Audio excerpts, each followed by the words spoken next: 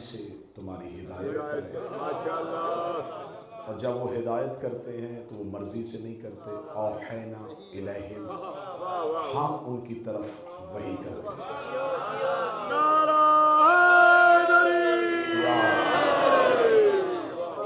اسی آیت پہ گفتگو ہوگی، اسی آیت پہ بات ہوگی، اور ان مجالس میں تاریخی اعتبار سے وہ تمام موضوعات، وہ تمام تاریخی حقائق جنہیں یا تو چھپایا جاتا ہے یا مسخ کرنے کی کوشش کی جاتی ہے، مکمل کوشش ہوگی کہ وہ تمام حقائق آپ کے سامنے رکھے جا سکیں۔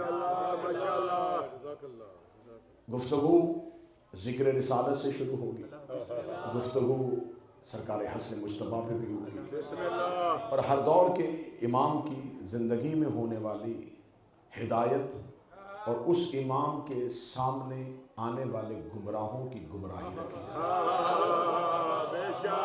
آج آغاز ہو رہا ہے تو ایک چیز ہمیشہ آپ ذہن میں رکھیے گا کہ جب خدا کے کسی بھی کلام کو یا کسی بھی آیت کو پڑھیں، یا اگر قرآن کی کسی آیت سے حکم لینے کی کوشش کریں، تو ایک ہوتا ہے منطوق پروردگار اور ایک ہوتا ہے مفہوم پروردگار۔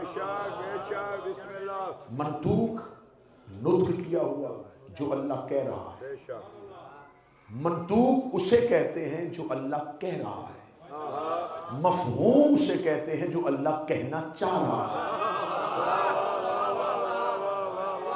پھر اس لفظ کو سنیے گا، منطوق پروردگار وہ ہوتا ہے جو اللہ کہہ رہا ہے اور اس پیغام کے اندر کیا کہنا چاہ رہا ہے، وہ مفہوم پروردگار۔ ہمیں فخر ہے کہ دنیا ابھی منطوق پروردگار کو سمجھی ہے اور ہم مفہوم پروردگار کو سمجھ گئے۔ لوگوں کے پاس جو قرآن ہے وہ منطوق پروردگار، ہمارے پاس اہل بیت کی صورت میں مفہوم پروردگار۔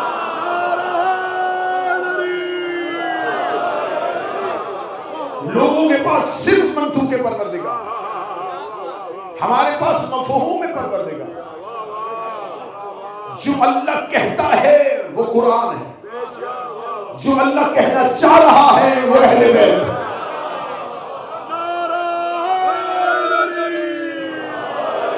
یہی وجہ ہے کہ رسول کی زبان اتنی سچی ہے، وہ اسی زبان سے عربی کا ایک جملہ پڑھنے کے بعد کہتے تھے کہ ابھی ابھی یہ مجھے جبرائیل نے کہا اور یہ حکم پروردگار ہے۔ اس کے فوراً بعد وہ دوسرا جملہ کہتے تھے اور یہ کہتے تھے یہ حدیث ہے میری، اور اس کی زبان اتنی عادل تھی، وہ اتنا میزان الہی میں تلی ہوئی تھی کہ وہ آیت اور حدیث ایک ہی زبان سے کہتا تھا، اور سامنے بیٹھے والوں کو شک بھی نہیں ہوتا تھا کہ اس میں آیت پروردگار کون سی ہے اور حدیث محمد کون سی۔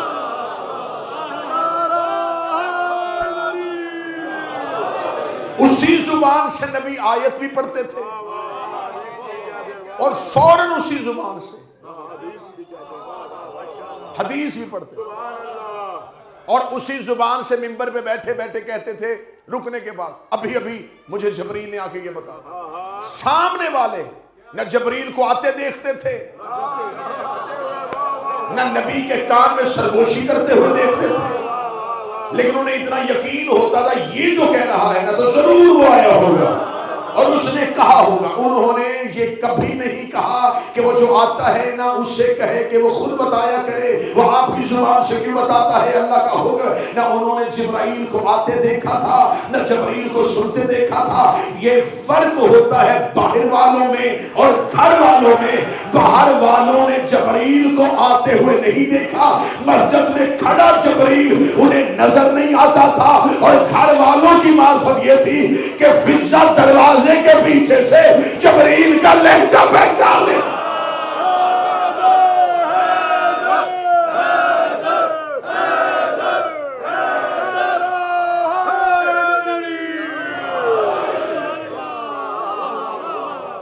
اس رسول کا منطوق اور ہوتا ہے اور مفہوم۔ اس کو اور سلیس کرتا ہوں. اس کی زبان بتاتی تھی کہ منطوق پروردگار کیا ہے, اس کا چہرہ بتاتا تھا کہ مفہوم پروردگار کیا ہے.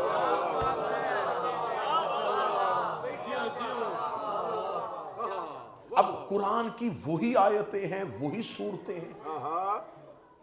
اگر کسی آیت میں بنی اسرائیل کی بات ہو رہی ہے تو صرف بنی اسرائیل کی بات نہیں ہو رہی. بنی اسرائیل منطوق پروردگار,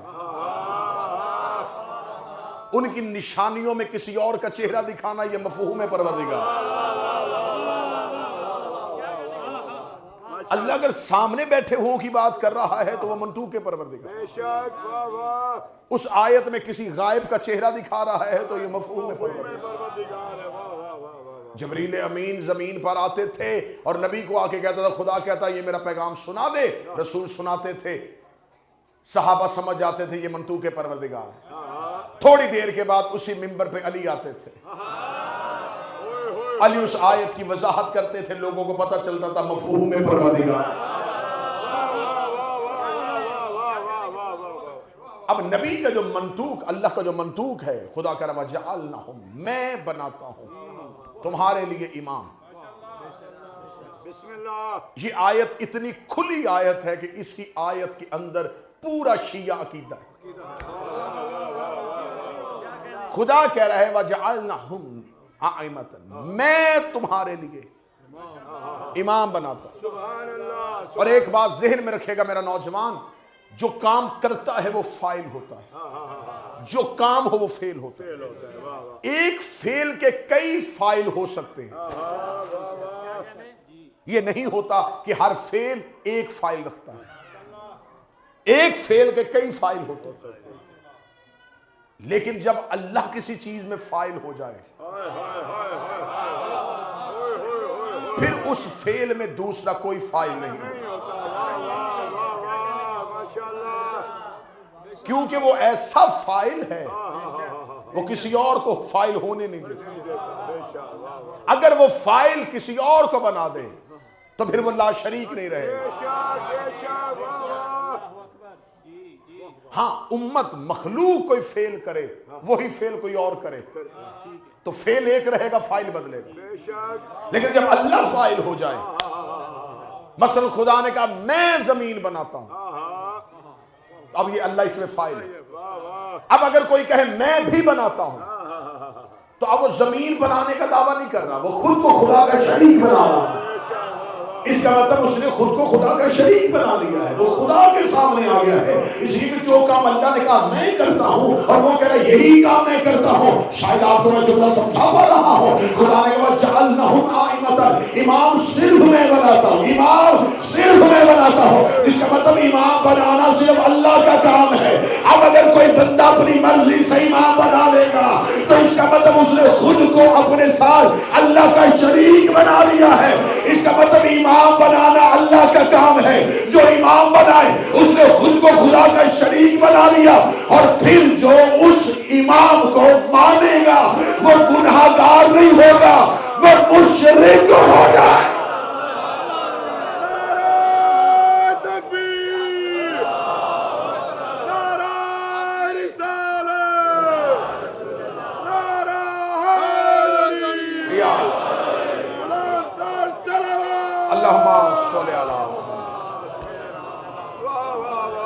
امام بنانا اللہ کا کام. اب اگر کوئی بندہ اپنی مرضی سے امام بنائے تو وہ امام کے مقابلے پہ نہیں آ رہا, اس لیے کہ یہ کام اللہ نے کہا تھا کہ میں کرتا ہوں. وہ کہہ رہا ہے انی جاعل فی الارض خلیفہ, زمین پر خلیفہ صرف میں بناتا ہوں. اب اگر کسی نے خلیفہ بنایا, آواز تھوڑی ٹھیک کروا دیجیے گا, اب اگر کوئی خلیفہ بنائے گا تو اس کا مطلب اس نے خود کو اللہ کا شریک بنایا. عقیدہ امامت اس آیت میں کھل گیا کہ امام صرف اور صرف اللہ بناتا, مخلوق امام نہیں بنا سکتا. یہ کس نے کہا ہے کہ جس کی بیعت ہو جائے وہ امام ہوتا ہے؟ جس کو زیادہ ووٹ مل جائیں وہ امام ہو، جسے جمہور تسلیم کر لے وہ امام ہو، جسے اجماع مان لے وہ امام ہو۔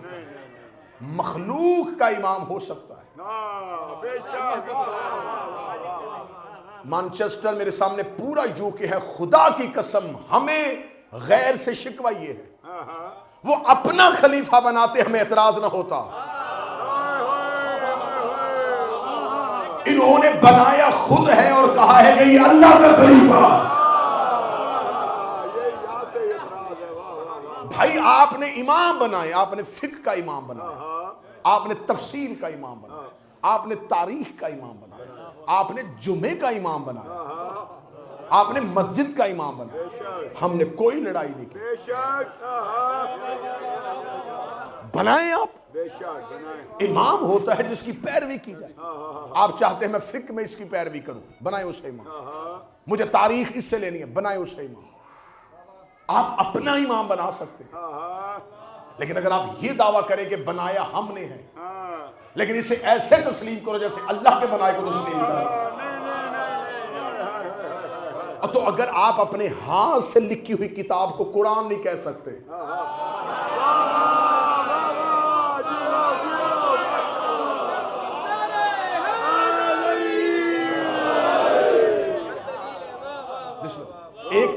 ایک گھروں میں ایک ریل ہوتی ہے نا جی، لکڑی، جس کے اوپر جس کے اوپر قرآن رکھا جاتا ہے، وہ کیا ہوتی ہے؟ وہ ایک لکڑی کی ایک پلیٹ ہے جس کے اوپر قرآن رکھا ہے۔ اگر آپ کے گھر کا بچہ اسی جگہ پہ میتھ کی کتاب رکھ دے اور آپ سے کہے کہ اس میں کون سی بات ہے، یہ بھی علم ہے، تو آپ کہیں گے بے شک اس کے اندر علم ہے، لیکن یہ بندوں کی لکھی ہوئی ہے، جس ریل پہ یہ تھا وہ اللہ کا لکھا ہوا، تو اس کا مطلب آپ اتنا تو تسلیم کرتے ہیں نا کہ جہاں اللہ کا بنایا ہوا ہو وہاں بندوں کا بنایا ہوا نہیں گا۔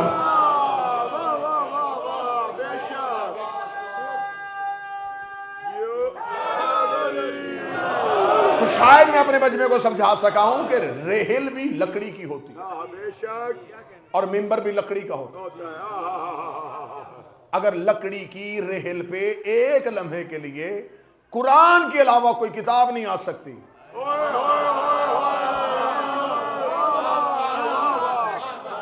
تو مصطفیٰ کے ممبر پہ اللہ کے بنائے ہوئے کے علاوہ کوئی نہیں آ سکتا۔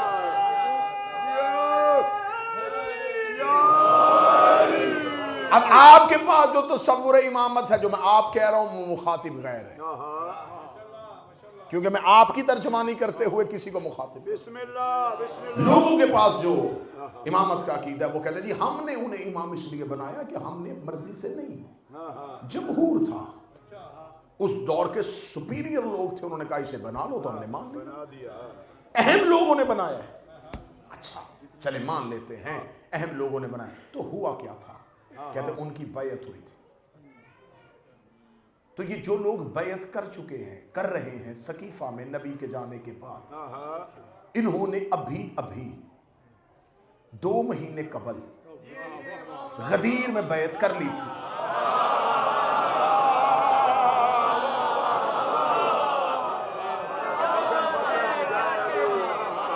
مجھے آج کیونکہ 28 سفر صرف امام حسن کی شہادت نہیں ہے، رسول خدا کی شہادت ہے، تو مجھے رسول خدا کی زندگی کے آخری ایام کی وہ غربت اور وہ حالات آپ کے سامنے پڑھیں، اسی کے اندر 40 سال مکے کے 23 سال مدنی، اس میں آپ کو اسلام ملے گا، رسول کے آخری 65 دنوں میں آپ کو نفاق ملے گا،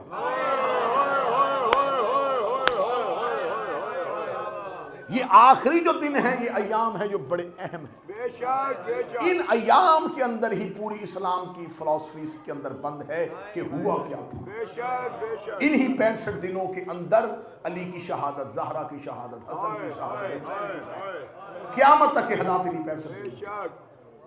اب ہم نے بطور شیعہ ان 65 دنوں کو ہم نے نظر انداز نہیں کرنا، ہمیں اس پہ گفتگو کرنا، ہمیں ان دنوں پہ بات کرنی کہ جب رسول خدا نے غدیر میں صرف زبانی نہیں फिजिकली तौर पे बैत ली थी, बेशक बेशक माशाअल्लाह, और लोगों ने सिर्फ जुबानी अली की बैत नहीं की, जिस्मानी तौर पे आके अली के हाथ पे हाथ रखा। तो जब ये बैत हो चुकी थी और अली अभी जिंदा थे, और वो जो गदीर में बैत हुई थी वो नबी के कहने पे नहीं हुई,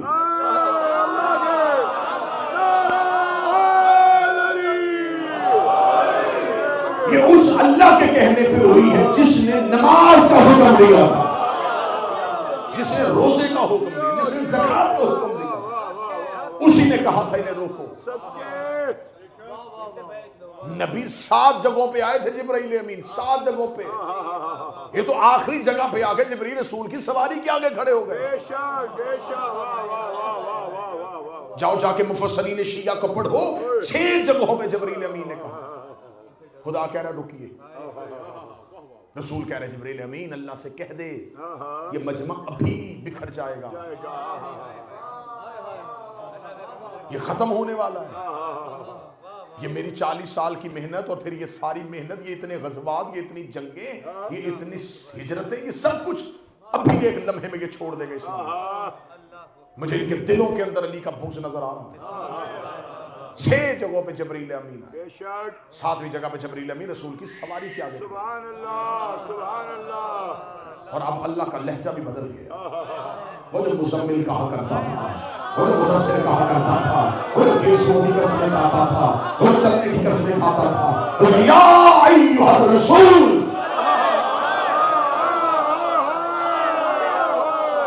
अब कोई लाभ नहीं, कोई प्यार नहीं, अब सीधा ओहदे से बुलाया।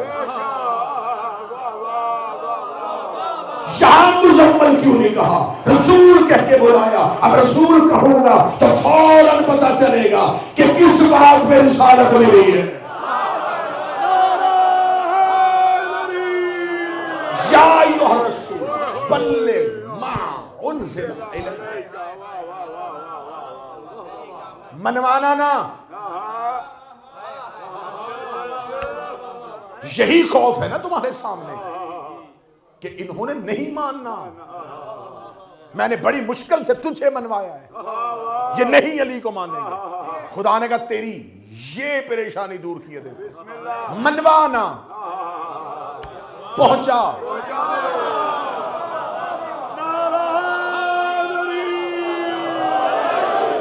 अली सिर्फ पहुंचाने का नाम, लफ्ज़ बल्लिग आया ही अली की हिदायत के साथ। और आज एतराज होता है ना कि मिंबर पे आने वालों को कहा जाता जी अगर आप मिंबर पे आते हैं तो तबलीग किया करें, तबलीग है ही अली की विलायत।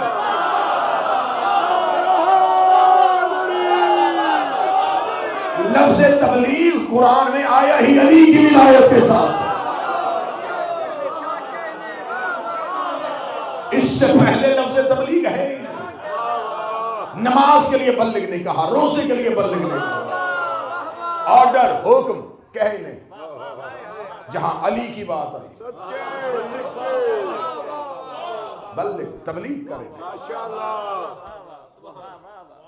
हमारा काम है सिर्फ पहुंचाना, बल्लिग पहुंचा दे इन्हें। रसूल ने बताया, खुदा कह रहा है इन लम तफअल, अगर ये किया ना गया, ये फिजिकली तौर पे ना किया गया, फमा बल्लगता रिसालत, रसूल नहीं। यहां इस लफ्ज के अंदर थोड़ी सी हेर फेर हो जाती है कि मैं, खुदा कह रहा है कि फिर सिर्फ तू रसूल ओहदे से नहीं, रिसालत, सिर्फ रसूल नहीं, पूरी रिसालत। जितना सिलसिला रिसालत है ये गिर जाएगा। कोई रसूल भी फिर नहीं आया, कोई पैगाम भी नहीं आया, फिर जमीन पर मेरा पैगाम गया ही नहीं। पूरा सिलसिला रिसालत खत्म हो जाएगा माशाअल्लाह अगर ये ना किया। अब फिजिकली तौर पर रसूल ने अली के हाथ पकड़ के बुलंद किया, 3.5 घंटे तपते हुए सहरा में खुतबा दिया। सुभान अल्लाह, सुभान अल्लाह। شیعوں کے پاس غدیر ہے صرف من کن تو مولا. یہ نبی کی تقریر کے آخری الفاظ ہیں.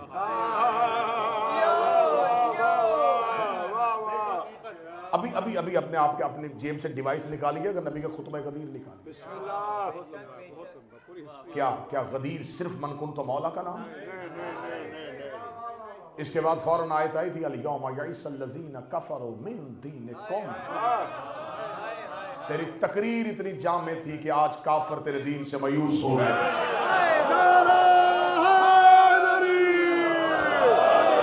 آج کافر تیرے دین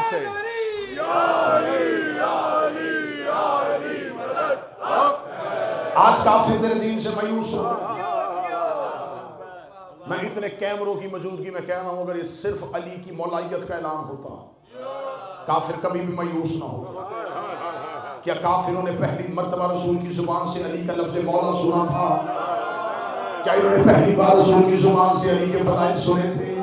ساری زندگی رسول بار بار علی پڑھتے رہے. جتنا رسول نے اتنا علی پڑھا ہے کہ رسول تو بہانہ ڈھونڈا کرتے تھے علی پڑھنے کے لیے. مسجد میں ہو دن علی پڑھتے, منبر پہ ہو دن علی پڑھتے, حتیٰ کہ میدان جنگ کے درمیان میں کھڑے ہوتے تو علی پڑھتے. گھر کے اندر علی کے فضائل, مسجد میں علی کے فضائل, صحرا میں علی کے فضائل, جنگ میں علی کے فضائل. رسول نے اتنی حدیثیں کہہ دی تھی, اتنی خطرناک حدیثیں رسول اپنی زندگی میں کہہ چکے ہیں. یہ تو غدیر ہے. رسول تو عشیر میں کہہ چکے ہیں یا علی انت خلیفہ وزیری, علی تو میرے بعد میرا خلیفہ ہے, تو میرا وزیر ہے, تو میرا وزیر ہے. نبی نے خلیفہ کہا, کافر مایوس نہیں ہوا. نبی نے وزیر کہا, کافر مایوس نہیں ہوا. نبی نے وزیر کہا, کافر مایوس نہیں ہوا. یا علی انت منی بمنزلت ہارون بن موسیٰ, علی تجھ کو مجھ سے وہی نسبت ہے جو ہارون کا موسیٰ سے تھی. محمد نے علی کو مثل ہارون کہا, کافر مایوس نہیں ہوا. باب الحکمہ کہا, کافر مایوس نہیں ہوا. مدینۃ العلم کہا, کافر مایوس نہیں ہوا. یوسف الدین کہا, کافر مایوس نہیں ہوا.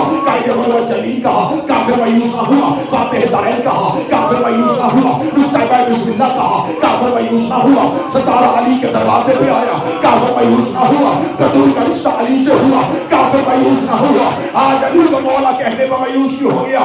صرف علی کو مولا نہیں کہا گیا تھا, رسول نے علی کی مولائیت کا اکیلا اعلان نہیں کیا تھا کہ میں من کنت مولا ہوں فہذا علی المولا. جس کا میں مولا ہوں اس کا یہ علی مولا ہے. اس کے بعد اس کا بیٹا حسن مولا ہے, اس کے بعد اس کا بیٹا حسین مولا ہے, اس کے بعد اس کا بیٹا مولا ہے, اس کے بعد اس کا بیٹا مولا ہے, اور آخر میں وہ آئے گا جس کا نام میرے نام کے ساتھ ملتا ہوگا. رسول نے قیامت تک کے اماموں کی ولایت کا اعلان کیا. جبریل نے کہا چپ ہو جا, اب کافر تیرے دین سے مایوس.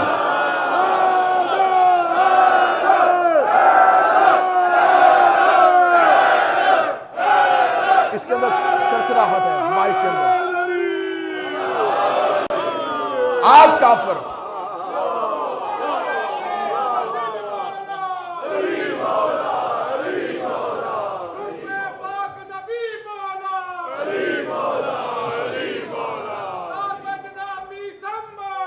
علی مولا خوش کر رہا ہے آواز کو, اور چرچراہٹ آ رہی ہے آواز کے اندر.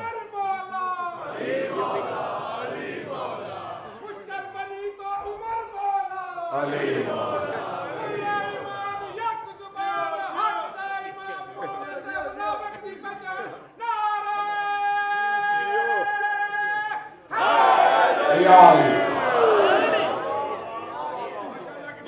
تو رسول نے قیامت تک کے لیے امامت کا اعلان, کیونکہ یہ نبی پر ضروری تھا. یہ نبی پر ضروری تھا کہ اب کوئی نبی نہیں آنا. نبی کے جانے کے بعد نبوت کا سلسلہ بند ہونا ہے, ہدایت کا سلسلہ بند نہیں ہونا. اب نبی پر واجب ہے کہ وہ قیامت تک کے لیے لوگوں کو بتائے کہ اللہ نے ہدایت کا کیا پروگرام بنایا. بے شک بے شک. میرے بعد تم نے دین کیسے لینا. نبی نے قیامت تک کا پروگرام بتایا. کافر مایوس ہو گئے. بسم اللہ. کیوں کہنا پڑا اللہ کو؟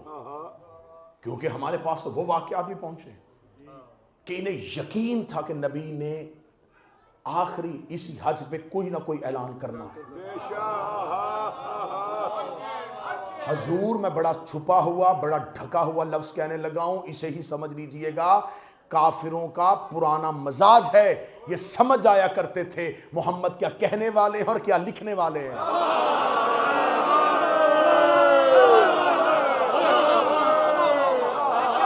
मजाज पैगंबर का पता चल चुका।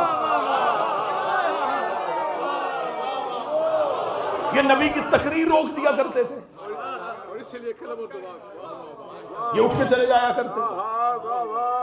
क्या इनको अचानक पता चला कि ये होना? नहीं, क्योंकि रसूल ने इस हज पे जाते हुए हुक्मन कहा था कोई भी ऐसा नहीं होगा जो मेरे साथ ना जाए। इससे पहले नबी ने कभी इतनी ताकीद नहीं की थी। हत्ता के जनाबे अस्मा बिनते उमैस कहती हैं कि मेरे यहां बच्चे की वलादत मतवक्के थी और इन अय्याम में औरत के लिए सफर करना ठीक नहीं होगा। मैंने अपनी एक कनीज के जरिए नबी को पैगाम भेजा कि या रसूल अल्लाह, क्या मैं इस हालत में सफर करूं? रसूल ने कहा हाँ, तुम्हें भी करना है। और वो कहती है कि मुझे नबी की हिकमत तब समझ में आई जब मैं रसूल के साथ सफर हज से वापस आया। गदीर में खेमे लगे, लश्कर रोक लिया गया, ऊंटों से सामान उतारा। मैंने अपनी कनीजों से कहा कि मुझे किसी साए में किसी जगह पे बिठाओ। उन्होंने कहा कोई साए का इंतजाम नहीं है, दूर दूर तक सहरा है, कोई शजर नहीं है। उसने कहा मेरे लिए कोई चादर तान दो, मैं नीचे बैठ जाऊं, मेरे लिए कोई खैमा नस्ब कर दो, क्योंकि मुझे लग रहा है कि मुझे किसी बच्चे की विलादत होने वाली। खैमा नस्ब कर दिया गया, खैमा नस्ब हुआ, रसूल ने उधर पलानों का मिंबर बना दिया। इधर मेरी तबीयत बिगड़ गई, उधर नबी ने तकरीर करनी शुरू कर दी। इधर बीवी कहती है मेरे यहाँ बच्चे की विलादत मत वाक़ई हुई, इधर मेरे हाथों में बच्चा आया, उधर मदीन मिंबर पे नबी कहते मन कुन तमौला फाज़ा अली मौला, कि मेरे हाथ के बच्चे के चेहरे पे हल्की सी मुस्कुराहट आई। ये वही बच्चा है जिसे ज़माना मोहम्मद बिन अबी बकर कह गया।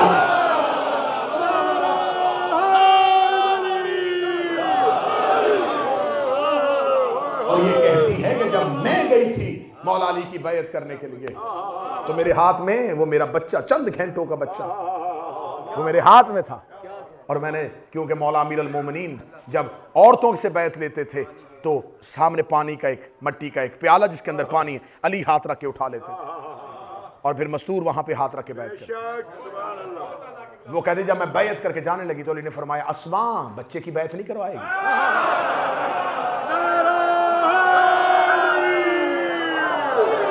तो मैंने कहा या अमीर अल मोमिनीन, ये तो भी चंद घंटे का है। फरमाया क्या तूने नबी की हदीस नहीं, तकरीर नहीं सुनी? नबी ने फरमाया था सगीर वल कबीर, अली जैसे बड़े पे वाजिब है वैसे ही छोटे पे वाजिब। अब जब गदीर में ये बैत हो चुकी थी तो फिर अब मुसलमान के सामने दो रस्ते हैं कि गदीर के 2 महीने के अंदर दूसरी बैत मुसलमानों ने सकीफा में की।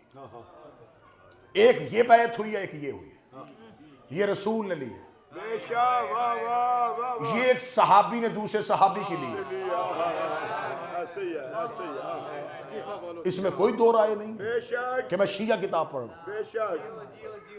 इस्लाम के दामन में वाहद हदीस गदीर है जिसका 1.5 लाख रावी है।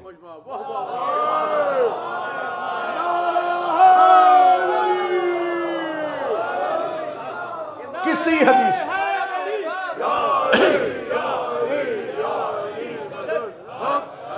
किसी हदीस को इतने रावी नसीब नहीं हुए जितने गदीर को हुए। गदीर में 1.5 लाख 1,80,000 सारे रावी, और इसमें किसी को कोई शक भी नहीं हुआ। इतनी मुसलसल हदीस है।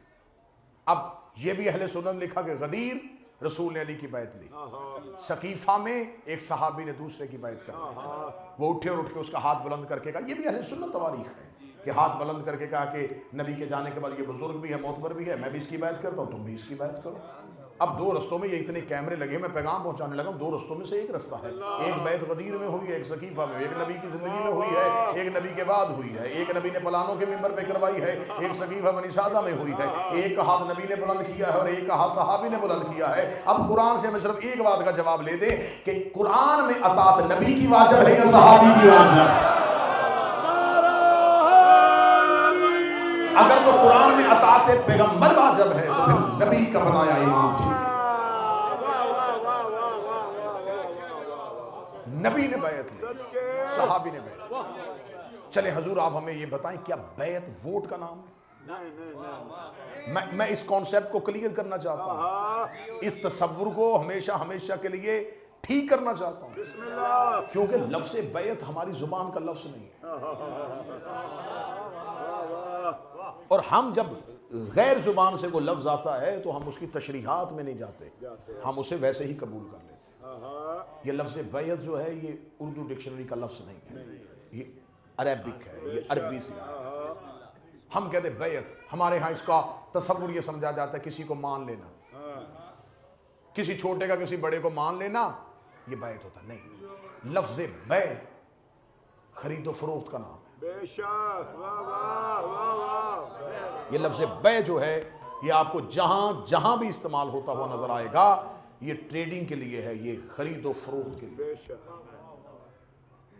اور یہ لفظ بیعت جو ہے یہ مبایعہ سے نکلا ہے, اور یہ باب مفاعلہ کا وزن ہے, جیسے مباحلہ, مقاتلہ, مناظرہ, مباعیہ. جیسے ایک بندہ مناظرہ نہیں کر سکتا, اس کے لیے دو کا ہونا ضروری ہے. ایک بندہ مباحلہ نہیں کر سکتا, دو کا ہونا ضروری ہے. ایک بندہ مکالمہ نہیں کر سکتا, ایک بندہ مقاتلہ نہیں کر سکتا, ایسے ایک بندہ مباعیہ بھی نہیں کر سکتا. اس کے لیے بھی دو لوگوں کا ہونا ضروری, ایک وہ جس کی بیعت ہو رہی ہو, اور ایک وہ جو بیعت کر رہا. یہ خرید و فروخت ہے دو لوگوں کے درمیان. دو لوگ آپس میں ایک اسلامک ٹریڈ کرتے ہیں جس کا حکم اللہ نے دیا ہے, یہ تم نے کرنی ہی کرنی ہے. اب یہ جو اب اتنا اجاگر, اتنا روشن, اتنا کھل جائے گا یہ تصور کہ اس کے نیچے جتنی جھاڑ پونچھ ہے نا وہ ساری ختم ہو جائے گا. یقین کریں کہ میں نے تاریخ میں بہت سے ایسے واقعات دیکھے جن کو جان بوجھ کے گرد آلود کیا گیا تاکہ اس کی گرد پہ لوگوں کی نظریں رہیں اور نیچے گہرائی میں نہ جائیں. یہ بس جھاڑ پونج آپ کو نظر آئے, اس کی حقیقت تک آپ نہ جائیں.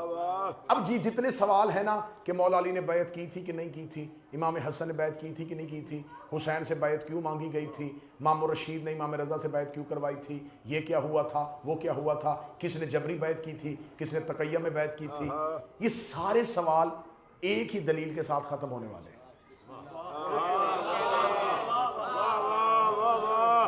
اور یہ دلیل الرضا فاؤنڈیشن مانچسٹر میں آنے لگی ہے, اور یہ دلیل ہمیں اس کے بعد جتنی نیچے سوال ہے نا کہ جب ہم اس بحث میں جاتے ہیں, جی مناظرہ ہو گیا, جی شروع کرے, جی مولا علی نے بیعت کی تھی, جی کس راوی نے کہا, جی راوی ٹھیک نہیں ہے, نہیں جی اس راوی نے یہ بھی روایت کی ہے.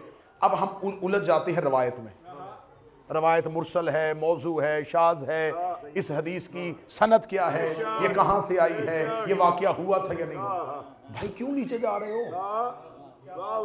ان بحثوں میں جا کیوں رہے ہو, بیسک قانون پہ آؤ بات کرتے ہیں. بات کرنی ہے نا کہ بیعت کس نے کس کی ہے, تو پہلے بتاؤ بیعت ہوتی کیا ہے. بیعت تو خرید و فروخت ہے, تو کون خریدتا ہے اور کون بیچتا ہے. سننا داد پیش نہ دینا, اس کانسیپٹ کو کلیئر کرنا. خرید و فروخت, علماء اہل تسنن اٹھا لو, علماء حدیث اٹھا لو, محدثین اٹھا لو, انہوں نے بیعت کے کانسیپٹ میں لکھا ہے کہ بیعت کرنے والا جس کی بیعت کرتا ہے, کیونکہ اب لفظ بیعت مجبور کر رہا ہے, کیا بتانا پڑے گا کہ کیا خرید و فروخت ہو رہی ہے, کیا بیچا جا رہا ہے اور کیا خریدا جا رہا ہے. اب یہ لفظ مجبور کر رہا تھا, اور انہوں نے نیچے شرح لکھی کہ جو بیعت کرتا ہے وہ تین چیزیں بیچتا ہے, نفس, ملکیت, اولاد. اور جو بیعت کرواتا ہے وہ اس کے بدلے میں اسے ایک چیز دیتا ہے, جنت.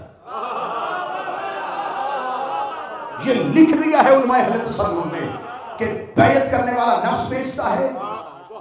اب اس کا جو نفس ہے اس کے پاس, لیکن حوالے اس نے اس کے کر دیے.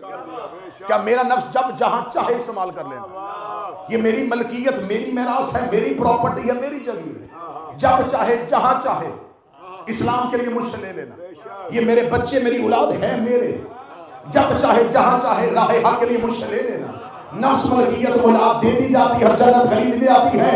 الرزاق فاؤنڈیشن میں دلیل دے کے جانے لگا, نوکر کے دلیل اچھی لگے تو زبان سے میری تائید کر لینا.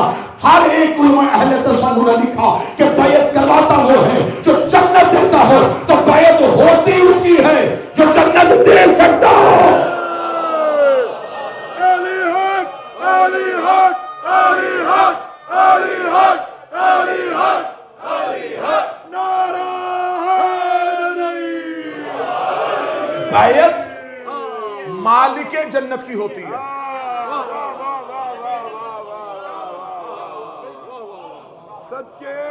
بیعت ہوتی ہے جنت کے مالک کی.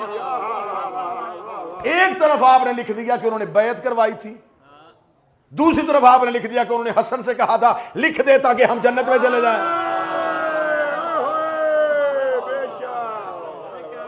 بھائی بیعت تو کرواتا ہی وہ ہے جو جنت دے سکتا ہے. تو آؤ بھی پوچھو نبی سے, نبی نے اپنی زندگی میں کہہ دیا یا علی انت قسیم النار والجنت, اے علی جنت اور دوزخ تو سکتے ہیں. اور حسن حسین چھوٹے تھے, بچپن میں تھے, انہیں گود میں بٹھا کر الحسن والحسین سیدہ شباب اہل جنہ. اگر رسول کہتے نا حسن حسین جنت کے سردار ہیں, حدیث پوری نہ ہوتی. آج مولوی کہتے ہیں نا بچوں کے, کیونکہ جس ٹائم یہ حدیث کہی گئے بچے تھے. نبی کی نگاہیں دیکھو کہاں تھی. نبی انہوں نے گود میں بٹھا کر الحسن والحسین سیدہ شباب اہل, یہ جنت کے جوانوں کے سردار ہیں. رسول نے انہیں گود میں بٹھا کے کہا میرا بچہ بھی تمہارے جوانوں سے افضل ہے. اپنی بیٹی کے لیے کہہ دیا یہ جنت کی خواتین کی سردار. تو نبی تو جنت کے مالک کلیئر کر دیا کہ یہ جنت کے مالک ہے. اب جس نے بیعت کرنی ہے, اب اگر یہ کسی کی بیعت کریں بھی تو مانگے کیا؟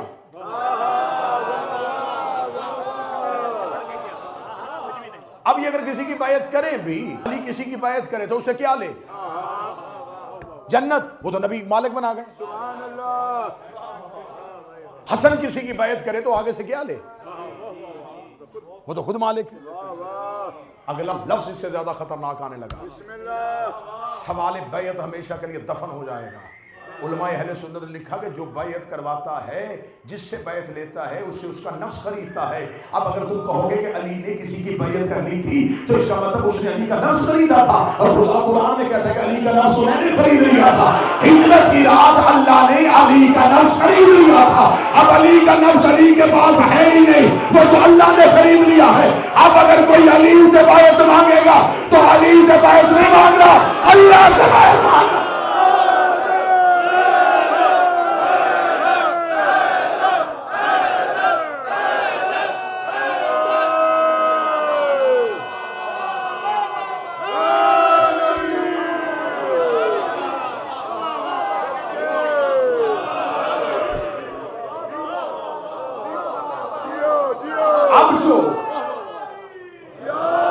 علی کا نفس ولی کے پاس ہے ہی نہیں, وہ تو اللہ نے خرید لیا. اور یہ سودا اتنا واضح ہے کہ اس کی ایک کاپی قرآن میں پڑی ہوئی ہے. وَمِنَ النَّاسِ مَن يَشْرِي نَفْسَهُ ابْتِغَاءَ مَرْضَاتِ اللَّهِ. اللہ کہتا ہے میں نے خرید لیا, اور اس نے جب بیچا ہے تو نیند میں دے دیا ہے.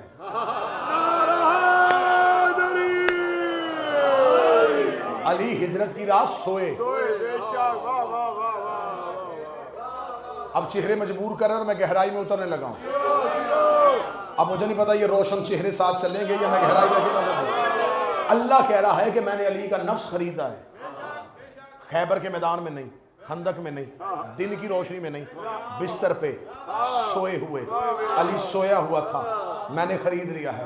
خدا قرآن میں کہتے جب تم سوتے ہو تو تمہارا نفس تمہارے بدن سے نکل کے آ جاتا ہے. ہم سوئیں تو ہمارا نفس ہمارے کنٹرول میں نہیں ہوتا.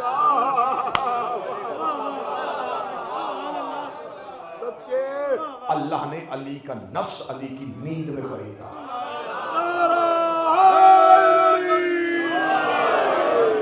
اب نفس علی دے چکے ہیں اللہ کو. اب علی کی اگر کوئی بیعت علی کسی کی کریں گے تو اسے کیا دیں گے؟ نفس. وہ تو اللہ کو دے دیں گے. ملکیت لینا چاہتے ہو علی سے تو یہ امیر کائنات ہے. اب اگلی گرہ میں اور سخت دینے لگا ہوں کہ سانس بھی دشمن اہل بیت کا نام نکلے. نفس بیچا جاتا ہے, ملکیت بیچی جاتی ہے, اولاد بیچی جاتی ہے. تو اگر کوئی علی سے بیعت مانگے گا تو علی سے علی کی اولاد لے گا. وہ مباہلے والے دن محمد نے لے لی ہے. وہ مباہلے والے دن سے نبی کو لے چکا.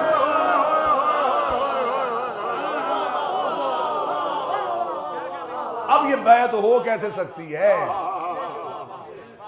نہ علی وہ چیز خرید سکتا ہے, وہ علی کے پاس پہلے ہے, اور جو علی نے بیچنی تھی وہ بھی علی کے پاس نہیں ہے. اب اس قانون کے مطابق اب جتنے نیچے سوال گئے یہ لفظ بیعت کا تقاضا ہے وہی پورا نہیں ہو رہا. جب آپ نے کر لی تھی غدیر میں تو پھر آپ نے سقیفہ میں کیوں کی؟ آپ سوال ہم پہ نہ کریں کہ آپ نے انہیں کیوں نہیں مانا. آپ ہمیں جواب دیں کہ آپ نے انہیں ماننا کیوں. اتنے سالوں سے ہم ممبر پہ یہی جواب دیے جا رہے ہیں, نہیں نہیں نہیں ہم بھی مانتے ہیں, ہم بھی مانتے ہیں. بھئی آپ ہمیں نہ منوائیں, آپ ہمیں یہ بتائیں کہ آپ نے انہیں کیوں مانا. آپ ہمیں منوا رہے ہیں, ہم آپ کو بچا رہے ہیں. آپ کہہ رہے ہیں کہ آپ انہیں مانیں, ہم پوچھ رہے ہیں کہ آپ نے کیوں مانا. جب رسول غدیر میں علی کی امامت کا اعلان کر دیا تھا تو آپ نے کیوں انہیں خلیفہ بنایا, آپ نے کیوں انہیں امام بنایا, آپ نے غلطی کیوں کی. ہم رستے میں ہیں. شیعہ آپ سے نہیں ٹوٹ کے بنے.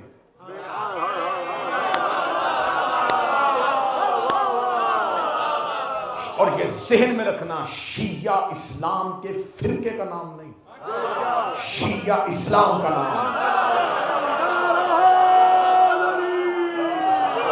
شیعہ گروہ نہیں, شیعہ مذہب ہے. ہاں اسلام نے غدیر میں اپنا نام شیعہ رکھ لیا تھا.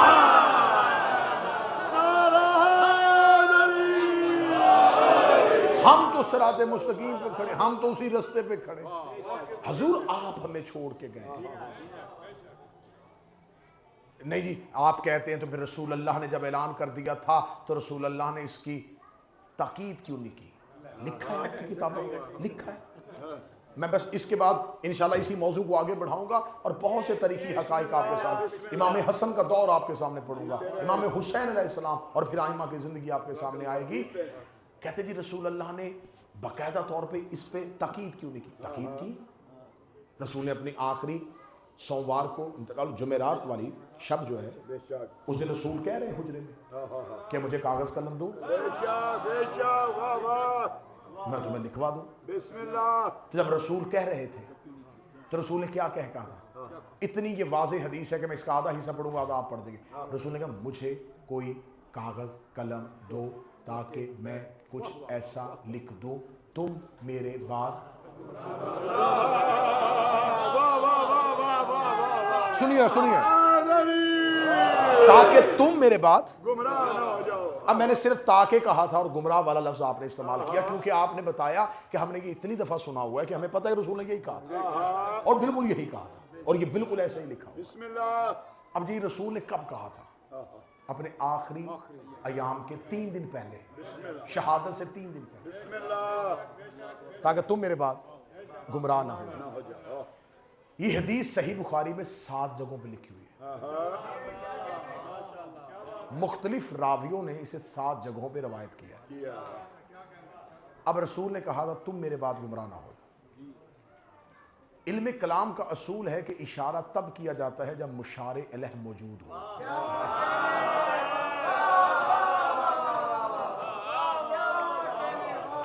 اب یہ مجلس میں اتنے کیمرے لگے ہوئے ہیں, میں ابھی اسی مجلس میں کہوں کہ تم تھوڑا تھوڑا قریب ہو جاؤ, تب جو لائیو مجلس سن رہا ہے نا وہ تو صوفے سے نہیں اٹھے گا، بے شک کیونکہ اسے پتا یہ انہیں کہہ رہے ہیں جو سامنے بیٹھے ہیں۔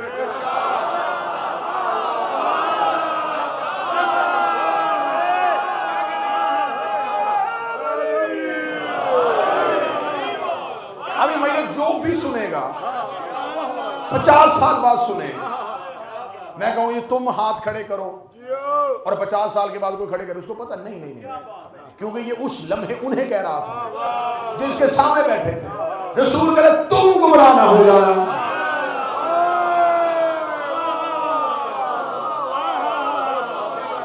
یہ کوئی عام شخص نہیں بول رہا، یہ وہ بول رہا ہے جس کی زبان پہ اللہ بولتا ہے۔ اب انہوں نے یہ نہیں کہا کہ کچھ ایسا لکھواؤ تاکہ تمہارے بعد آنے والے، کاش کاش کاش آپ کہتے شیعوں کو صحابہ سے دشمنی ہو، کاش نبی کہہ دیتے، ہمیں کیا ضرورت تھی، ہم اس پنگے میں پڑتے، لڑائیاں اپنے گلے میں ڈال کے پھر رہے ہوتے، گالیاں پورے ملک کی کھا رہے ہوتے، ہمیں کیا ضرورت تھی، رسول کہہ دیتے کہ بھائی تم نہیں، تم تو کیا کہنے، تم تو بڑے اچھے لوگ ہو، تم تو سارے ہی عادل ہو، تم تو سارے ہدایت کے ستارے ہو، تم تو کمال بندے ہو، تمہاری تو مجھے فکر ہی نہیں ہے، تم تو اتنے پکے لوگ ہو۔ یہ تو میں بعد میں آنے والوں کی بات کر رہا ہوں، نبی نے بات کھولی ہی نہیں، نبی نے کہا تم گمراہ نہ ہو جا۔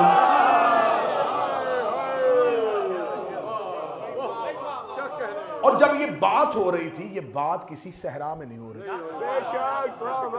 کہ نہیں وہ سامنے والے وہ ایک بندہ اونٹ پہ بیٹھا گزر رہا تھا، حضور گھر کے اندر رسول کے پرائیویٹ حجرے میں،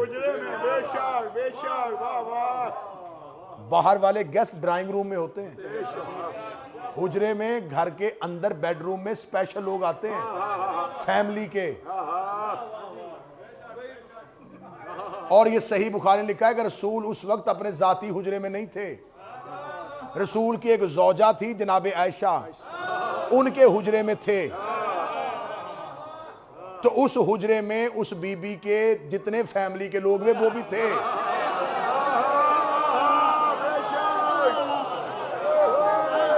اگر آپ پریشان ہیں کہ میں بات کھول رہا ہوں تو میں صحیح بخاری کھول رہا ہوں نا۔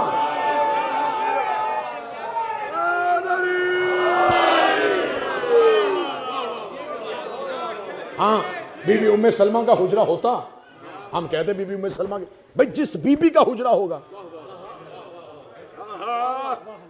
کیسے ہو سکتا ہے کہ کسی بی بی کا اپنا ذاتی حجرہ ہو اور کوئی غیر اس حجرے میں چلا جائے؟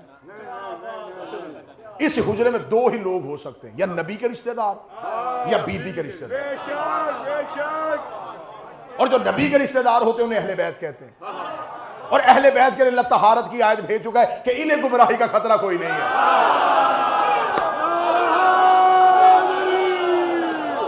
کیونکہ گمراہی رجس ہے، رجس ہے نا، ناپاکی ہے اور وہ دور ہے۔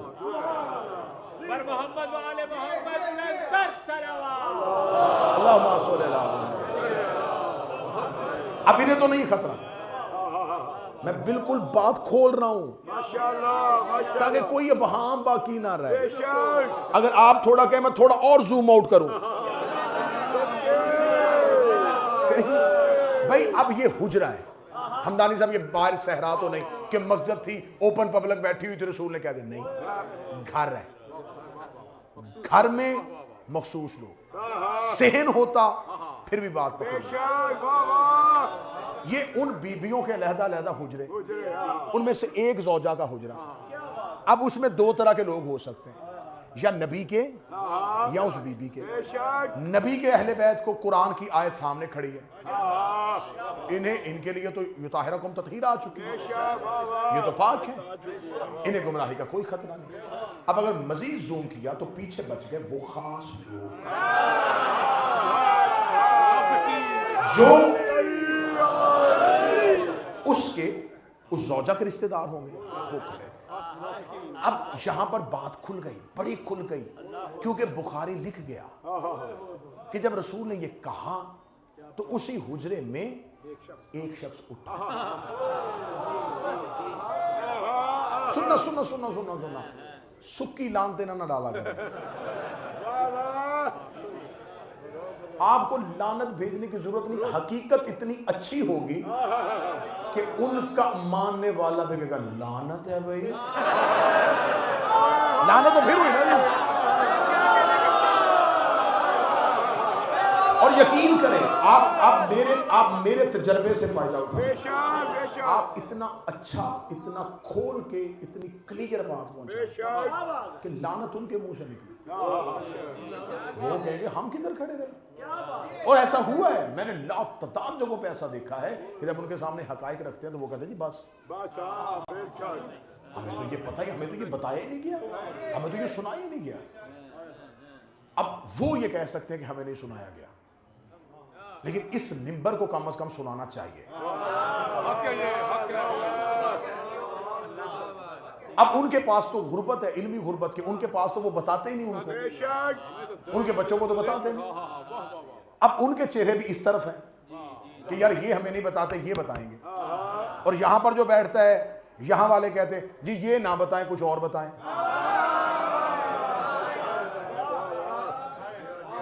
اور جو اصلاح کرتا ہے نا وہ اس کے پاس ایک ہی جملہ ہے, ہمارے اپنوں کے فضائل ختم نہیں ہوتے, ہمیں ضرورت کیا ہے ان کے نام لینے کی. یہ اصلاح میں نے اتنی سنی ہے کہ جی ہمیں ضرورت ہی نہیں, چھوڑا کریں جی ہمیں ضرورت ہی نہیں, ہمارے آئمہ کے فضائل ہی ختم نہیں ہوتے. تو اللہ کو کہو نا کہ موسیٰ کی بات کرے, فرعون کی بات کیوں کرتا ہے؟ میرے اللہ ضرورت ہی نہیں ہے تو آدم کی بات کر, چور کے چور نہیں کہو گے تو کیسے ابلیس کی بات. یہ طریقہ پروردگار کا ہے, حق بھی دکھاؤ گمراہی بھی دکھاؤ, پھر فیصلہ ان پہ چھوڑو کہ آپ نے حق کو قبول کرنا یا گمراہی کو قبول کرنا. بس میں اس پہ بات ختم کرنے لگا اور انشاءاللہ اسی موضوع کو لے کے آگے چلیں گے کہ رسول اللہ نے کہا لکھوا لو. ایک شخص نے اٹھا, اس نے کہا ہمیں ضرورت نہیں ہے, ہمارے لیے اللہ کی کتاب کافی ہے. اس میں میں نے 1 یا 2 سال قبل عمران بھائی بریڈ فورڈ حسینیہ میں خمسے کے دوران خمسہ پڑھا تھا, اس میں میں نے اسی حدیث کرتاس کو, لشکر اسامہ کو بھرپور طریقے سے پڑھا تھا. بسم اللہ. اور پھر میری اسی مجلس کے کلپ لے کے ایک پاکستان کے ایک مولانا ہے, اس نے میرے کو پہلے کلپ چلایا اسی مجلس کا بریڈ فورڈ حسینیہ کا. اس نے کہا یہ دیکھیں یہ کہہ رہا ہے کہ رسول نے کہا لکھوا لو, اور ایک شخص نے کہا, ایک صحابی نے کہا کہ میں نہیں لکھنے دوں گا. تو اس کو یہ نہیں پتا کہ اس نے یہ کہہ کے الزام صحابی پہ نہیں لگایا, الزام رسول پہ لگا دیا ہے. کیونکہ اگر وہ لکھوانا اتنا ضروری ہوتا کہ اس کے اندر مسلمانوں کی گمراہی سے بچنے کا نسخہ تھا, اور وہ اتنا اہم ڈاکومنٹ تھا, اتنی اہم چیز تھی, اور اس صحابی کے منع کرنے پہ رسول رک گئے, تو اس کا مطلب قصور رسول کا ہوگا. سنیے گا, پھر قصور تو رسول کا ہوا, پھر اس کا مطلب یہ بلیم رسول پہ کر رہا ہے. یا پھر یہ مانے کہ اتنی اہم چیز اور نبی نے اپنے عہدے کا خیال ہی نہیں کیا, اور اللہ نے کہا تھا کہ کہہ دے, اور اس بندے نے کہا نہیں لکھوانا, اور رسول نے نہیں لکھوایا. یہ ڈیوٹی رسول کی تھی لکھوانا, نہیں وہ بندہ لکھوا رہا تھا پھر بھی لکھواتے. آگے بیٹھے ہوئے بندوں نے کہا کیا کہنے, منہ توڑ کے رکھ دیا جی آپ نے شیعہ خطیب کا. اس نے کہا پھر دوسرا حل یہی نکلے گا جناب کہ یا تو وہ بندہ اتنا اہم تھا کہ اس نے کہا نہیں لکھوانا, اور اس کی نہیں میں رسول چپ ہو گئے. تو شیعو یا پھر اس بندے کو اہم سمجھو کہ وہ بندہ اتنا اہم تھا کہ اس نے نبی سے کہا لکھوانے کی ضرورت نہیں ہے, اور اللہ نے کہا پھر جب اس نے نہیں کہہ دیا تو اب نہ لکھوانا. یا پھر یہ مانو کہ وہ پیغام اتنا ضروری نہیں تھا. بات تو آئی. اب گیند آ گئی ہمارے کورٹ میں, اب ہم نے پھینکنی ہے واپس. تو میں نے پھر اس کو پھینک دیا, میں اس کو دہرانے لگا. میں نے فوراً گفتگو ریکارڈ کروائی کہ آپ کو کس نے کہا ہے کہ نبی نے نہیں لکھوایا تھا. یہ آپ تک کس نے بات پہنچائی ہے کہ نبی نے لکھوایا؟ لکھوا دیا تھا اسی لمحے, اسی 1 منٹ کے اندر, اسی سیکنڈ میں, اسی بات کے اندر لکھوا دیا تھا.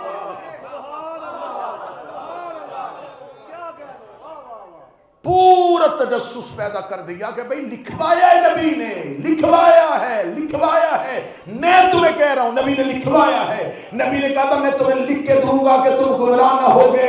جس کا لکھنا تھا وہی بندہ اٹھ کے کھڑا ہو گیا کہ ہمیں لکھوانے کی ضرورت نہیں ہے. نبی نے کہا جو لکھوانا تھا وہ دکھا دیا ہے، اب میں نے گمراہی دکھا دی ہے، اس کا مطلب اس کا اٹھنا ہی محمد کا لکھنا تھا۔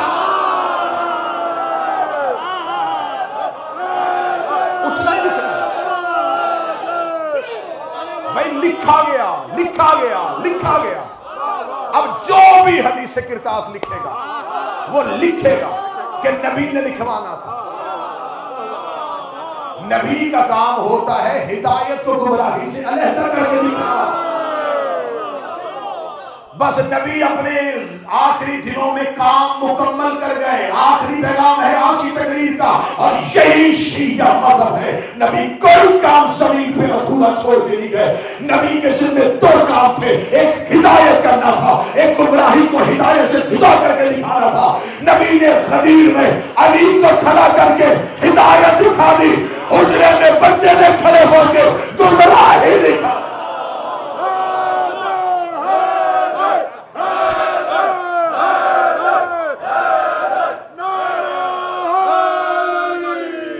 اب فیصلہ عوام پہ، اب فیصلہ عوام پہ ہے۔ غدیر میں بھی دکھا دیا، حجرے میں بھی دکھا دیا۔ صدقے صدقے جو چیز لکھوانی تھی وہ لکھی گئی، لکھا گیا ہے کہ لکھوانے لگے تھے اور منع کیا گیا۔ یہ منع ہی محمد کا لکھنا تھا۔ یہ بالکل ایسے ہی تھا، اللہ نے کہا کرو آدم کو سجدہ، ایک نے کہا نہیں کرنا، خدا نے کہا تیرا نہیں کرنا ہی میرا لکھوانا۔ کیا اللہ کو نہیں پتا تھا کہ یہ جو بیٹھا اس نے سجدہ نہیں کرنا؟ اس نے پہلے کیوں نہیں اٹھایا؟ اس نے کہا میں نہیں اٹھاؤں گا، ایک وقت آنے دیں، یہ خود اٹھے گا۔ صدقے صدقے صدقے میں اٹھاؤں گا تو فرشتے فوراً سوچیں گے وہ تو بیٹھا ہوا تھا، وہ تو سجدے کر رہا تھا، وہ تسبیحاں کر رہا تھا، کیا ہوا، کیوں اٹھا دیا، کیوں نکال دیا؟ خدا نے کہا بیٹھا رہنے دو، میں نہیں اٹھاؤں گا، یہ خود اٹھے گا۔ میں کہوں گا سجدہ کرو مجھے، یہ نہیں اٹھے گا۔ میں کہوں گا میری تسبیح کرو، نہیں اٹھے گا۔ میں کہوں گا مجھے اللہ مانو، یہ پھر بھی نہیں اٹھے گا۔ جیسے میں کہوں گا نا انی جاعل فی الارض خلیفہ، میں خلیفہ بنانے والا ہوں، یہ فوراً اٹھے گا۔ میرے مالک کیوں اسے تیرے خلیفہ دشمنی فرما؟ نہیں نہیں، یہ خود بننا چاہتا ہے۔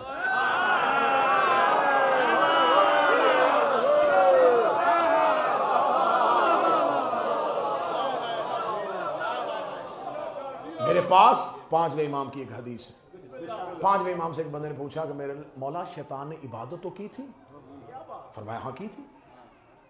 اس کا انکار آخر میں کیا، پہلے عبادت کی، انکار کے بعد اس نے کوئی نہیں کی، پہلے تو کی نا، اور اس عبادت میں اس نے انکار بھی نہیں کیا تھا۔ اور اللہ عادل ہے، وہ اسے اس کے کسی سجدے کا اجر نہیں دے گا۔ کتنا واضح، کتنا اچھا سوال ہے کہ اس نے عبادت جب وہ کر رہا تھا تب تو اس کے ذہن میں کوئی فطور نہیں تھا نا، وہ بالکل پیور عبادت کر رہا تھا۔ انکار کیا، اس کے بعد اس نے نہیں کی، لیکن جو پچھلی ہے وہ ضائع ہو گئی، وہ فائدہ نہیں دے گی۔ امام کا کتنا کھلا ہوا جواب تھا، اور منطوق امام بھی سمجھ لینا اور مفہوم امام بھی سمجھ لینا کہ امام کہہ کس کو رہے ہیں اور پہنچا کہاں رہے ہیں۔ امام نے کہا وہ بالکل وہی لفظ پڑھا، اس بدبخت نے عبادت اللہ کو معبود سمجھ کے نہیں، خلافت کے لالچ میں کی تھی۔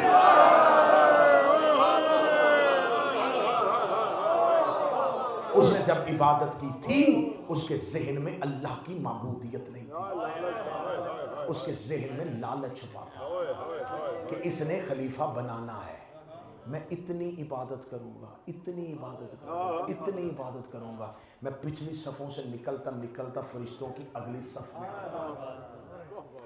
میں آیا بعد میں ہوں۔ آپ میرا منطوق سن رہے ہیں، یہ خلق فرشتہ نہیں ہوا تھا، یہ خلق فرشتہ نہیں ہوا تھا، فرشتہ تو تھا ہی نہیں، جن تھا، یہ بعد میں آیا۔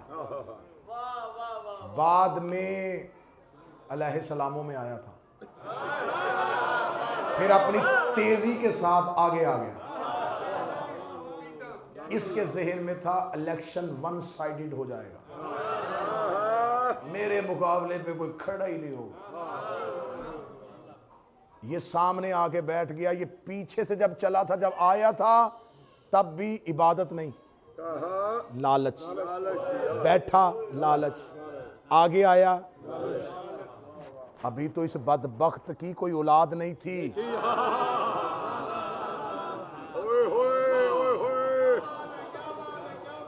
ورنہ بندوں سے لالچ اس سے اگلے فیصلے بھی کروا دیتا ہے. چلے جس نے سمجھ لیا میں دونوں ہاتھوں سے داد دے رہا ہوں. کاش کوئی باریک بندہ بیٹھا ہوتا.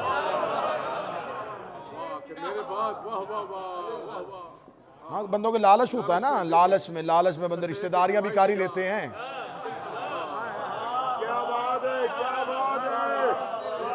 اوے ہر رشتہ محبت میں نہیں دیا جاتا.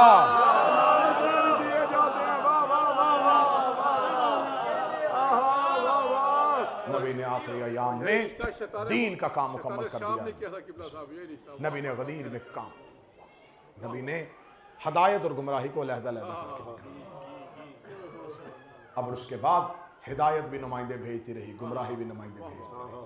ہر دور کے گمراہ نے ہر دور کے ہادی سے بیعت کا مطالبہ کیا، لیکن ہدایت کیسے بکتی؟ وہ گمراہی کے ہاتھوں پہ بیعت کیسے کرتی؟ کل کی پوری مجلس ہوگی لفظ صلح پہ. بسم اللہ کہ کیا تھے امام حسن، کیونکہ مجھے آج رسول خدا پہ بات کرنی تھی. تابوت ہے امام حسن کا، زہرا کے گھر سے ایک جنازہ نہیں اٹھا.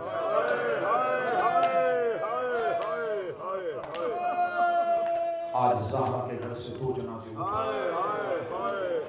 ایک بابا کا جنازہ، ایک بیٹے کا جنازہ. باپ کا جنازہ بھی غربت میں اٹھا، بیٹے کا جنازہ بھی غربت میں اٹھا. کہاں مکہ سے نبی نے اسلام پھیلانا شروع کیا.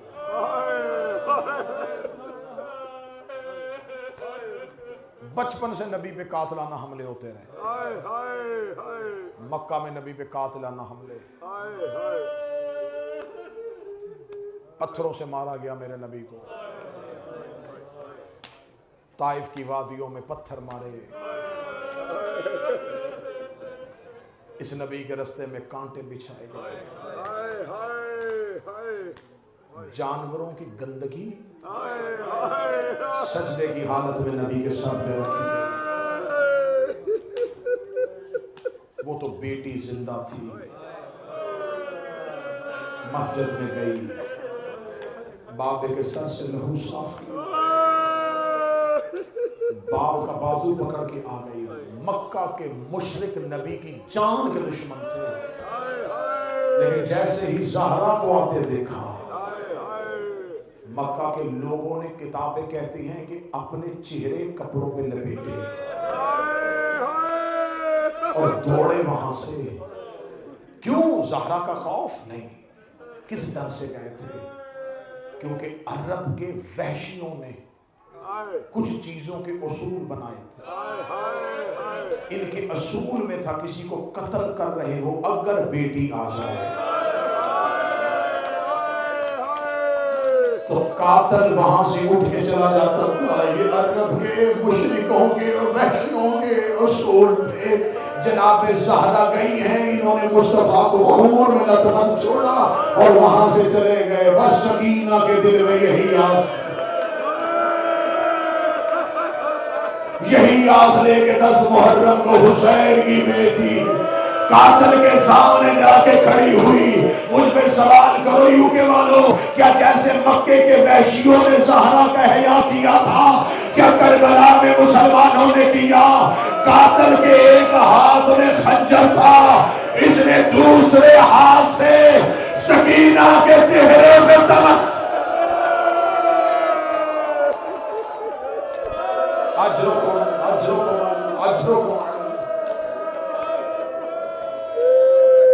نبی کی زندگی غربت میں زخموں سے بھرے ہوئے محمد نے دنیا سے. چلے میں چھوڑ دیتا ہوں یہاں پہ شہادت. کل پڑھ دوں گا تمہیں نبی کی غربت، کل سنا دوں گا.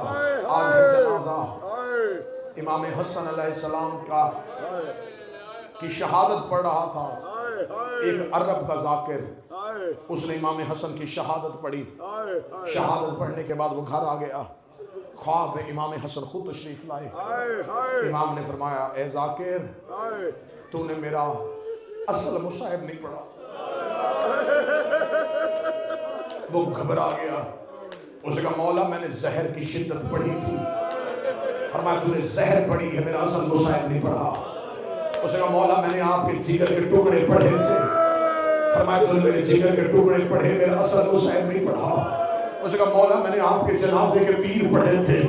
فرمایا تو نے میرا زخمی جنازہ پڑھا ہے، میرا اصل مصائب نہیں پڑھا. مولا میں نے آپ کا لہو بھرا کفن پڑھا تھا. فرمایا تو نے میری غربت پڑھی ہے، میرا اصل مصائب نہیں پڑھا. مولا آپ کے جنازے کا پلٹنا میں نے پڑھا تھا. فرمایا پڑھی تھی تو نے میری غربت، میرا اصل مصائب نہیں پڑھا. اب امام کے جنازے سے پہلے امام کی خود اپنی حسرت سننا اور پھر امام کا ماتم شروع کرنا. اس ذاکر نے ہاتھ جوڑ کے کہا مولا کون سا آپ کا وہ مصائب ہے جو مجھ سے پڑھا نہ جا سکا؟ امام نے کہا میرا اصل مصائب یہ ہے کہ میں دیکھ رہا تھا جب میری ماں کے چہرے پہ تماچا لگا تھا. میں زہرا کا بڑا بیٹا تھا، باقی میرے چھوٹے بہن بھائی تھے. میری آنکھوں کے سامنے میری ماں کا چہرہ زخمی ہوا. میری ماں نے میری آنکھوں میں دیکھا. حسن کہتے میں مر گیا جب میری ماں نے پہلی بار مجھے بے بسی کے عالم میں دیکھا. میرا اصل مصائب یہ ہے میری زندگی میں میری ماں کا چہرہ زخمی ہوا تھا.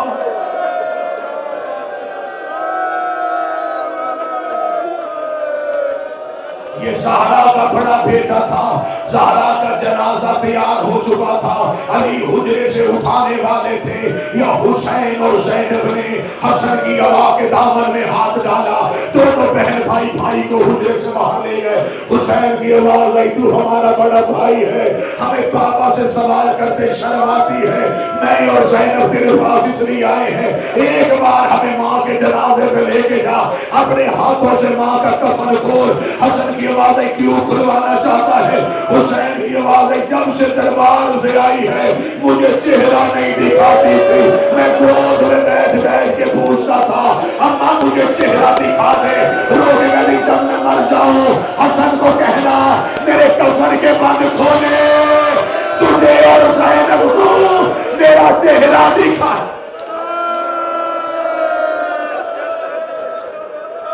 جتنا شریف تھا اتنی شدید زہر ملی.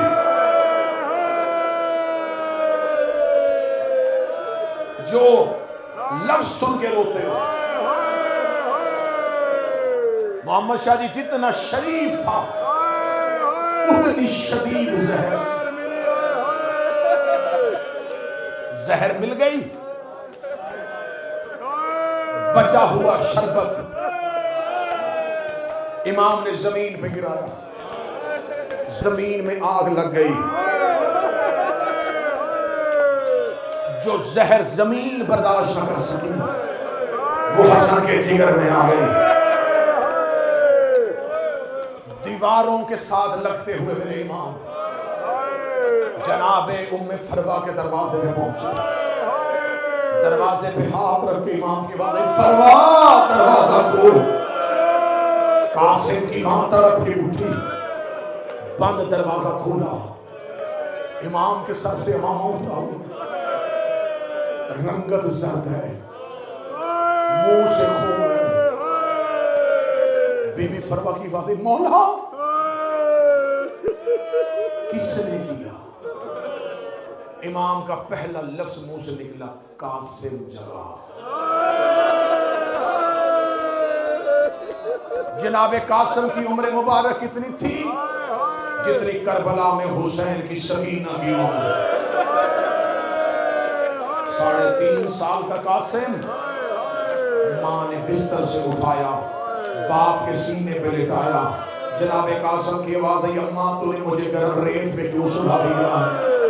ماں کی آواز ہے قاسم آنکھیں کھول کر ریت نہیں باپے کا زخمی سینہ ہے جناب قاسم نے آنکھیں کھولی باپ کا چہرہ دیکھا مولا حسن کی آواز ہے قاسم مجھ سے سوال نہ کرنا جلدی پھوپھی کے دروازے پہ جا زینب عالیہ کو میری موت کی اطلاع دے گیا مجھے بول کے بتاؤ 3.5 سال کے بچے کو موت کی اطلاع دینی آتی ہے رو کے قاسم کی آواز ہے بابا کیا کہنا ہے حسن کی آواز ہے میرے قریب آ مولا حسن نے قاسم کا گریبان پھاڑا آسمی نے الٹی سر پہ مدینے کی ریت ڈالی رو کے کہا تو نہ بولنا تیرا چہرہ دیکھ کے پہچان جائے گی 3.5 سال کا قاسم مدینے کی گلیوں میں جا رہا ہے مصائب اپنے عروج میں ہے میں دعا کروانے لگا ہوں آمین ضرور کہنا اللہ کسی سوئی بہن کو بھائی کی موت کی اطلاع نہ ملے بہن سو رہی ہو اسے کوئی جگا کے نہ بتائے کہ تیرا بھائی مر گیا ہے قاسم دروازے میں پہنچا زینب کا دروازہ بند نظر آیا قاسم دروازے میں بیٹھ گئے کہ جناب زینب طرف کے اٹھی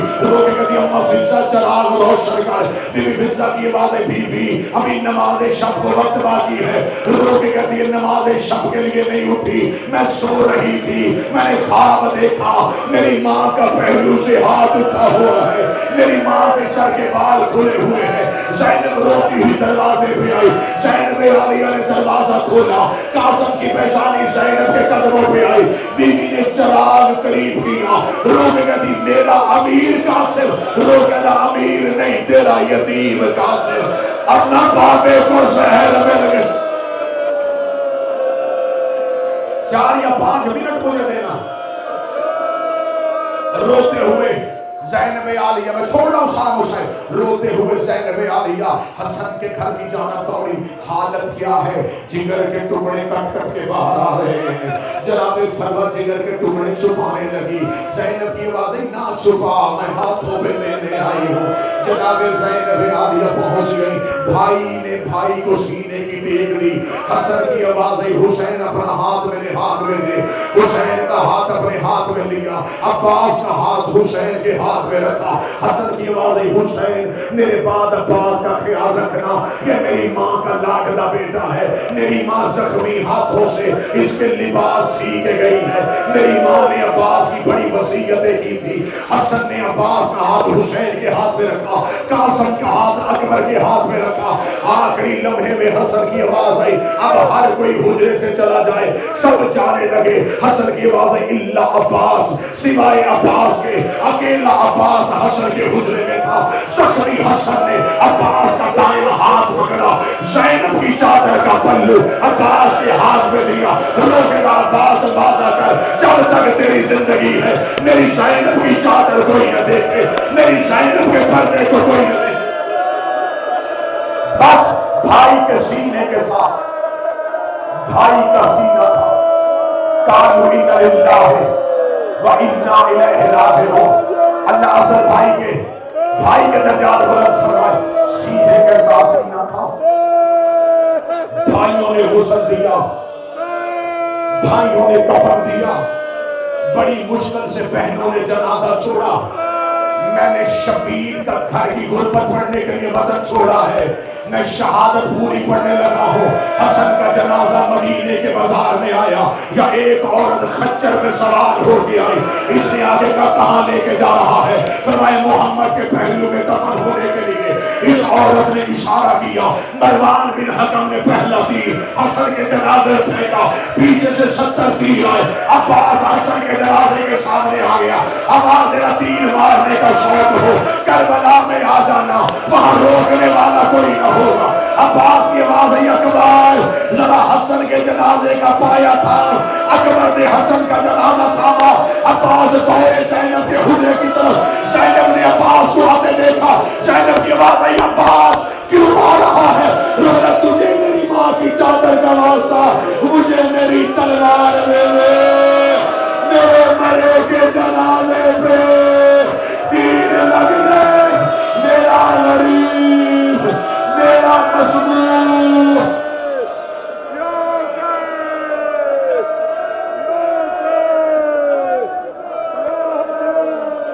یا حسین